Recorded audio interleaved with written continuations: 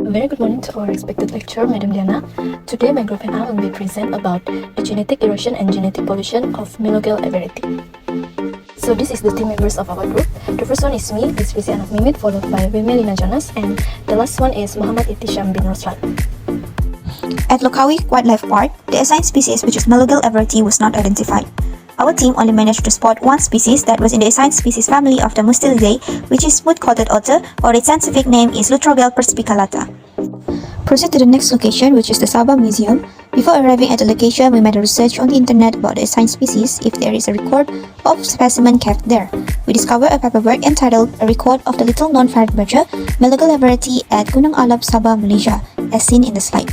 This article was published in 2011. However, upon our arrival and tour of the museum, we discovered no preserved specimens of the MELOGALE variety or other species in the same family. As a result, we conclude that the specimens have been relocated or are being held privately by the Sabah Museum.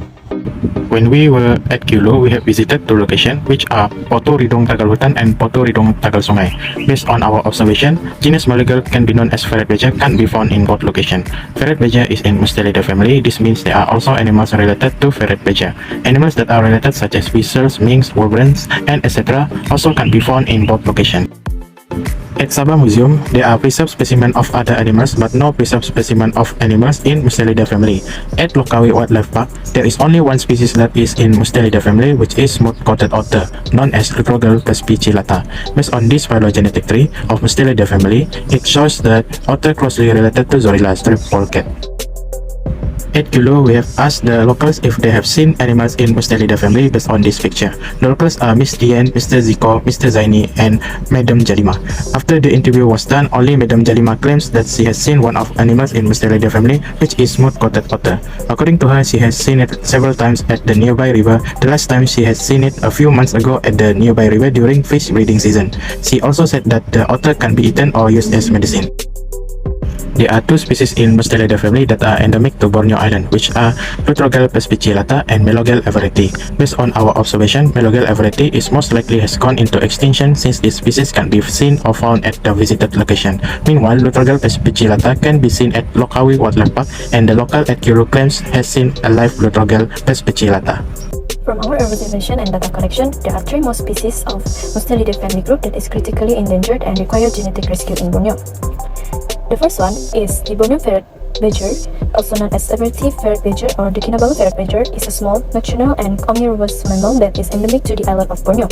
It is a member of the family Mustalidae and is one of the 5 species of the genus MELOGALE.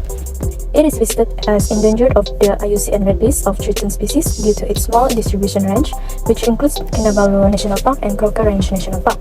The second endangered species is the highly elusive and almost extinct Herinos otter was recently spotted in Sabah Biodiversity Bridge Lower Kinabatangan Wildlife Sanctuary. The species is still under threat from poaching for the meat and skins, pollution, habitat loss, and human-otter conflicts. It is listed as endangered in the International Union for Conservation of Nature (IUCN Red List) and as Schedule 2 of the Sabah Wildlife Conservation Enactment 1997 is thought to be the world's rarest otter. The third endangered species is the Asian small-clawed otter, also known as the Oriental small-clawed otter and the small-clawed otter, is an otter species native to South and of Southeast Asia. It has short claws that do not extend beyond the pads of its fat digit. It is listed as vulnerable on the IUCN Red List and is threatened by habitat loss, pollution, and in some areas also by hunting.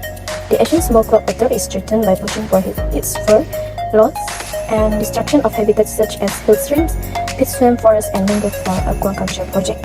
Extension of Prevention Initiative for MELOGALE variety, the legislation protecting Kinabalu National Park was established under the Parks Enactment of 1984 and Amendment of 2007. This resulted in Kinabalu National Park becoming a protected area, which is beneficial to the conservation efforts of the Bornean ferret badger. Given slash and bone agriculture and human encroachment are major threats to the Bornean ferret badger's population and distribution range, the protected status of Kinabalu Park is significant to conservation efforts. For the second endangered species, which is Herinos otter, the local non-governmental organizations are trying to protect and restore the remaining forest fragments of the lower Kinabatangan, engage in community-led programs to replant trees in the area to provide future habitats for the many endangered species. Lastly is for the small-clawed otter. The Asian small-clawed otter was listed on CITES Appendix 2 and is protected in almost all range countries, prohibiting its killing. Since August 2019, it is included in CITES Appendix 1, thus strengthening its protection in regards to international threat. As a conclusion, from this fieldwork we can observe that the conservation status of Mustalidae species in Borneo is critically endangered and might be permanently extinct in the future. This is due to the threats of Mustalidae species that are rarely found in Borneo. Therefore, it is hoped that more initiatives will be taken by the government in Borneo to conserve the animals that still exist today. That's all for our presentation and video. Thank you for watching.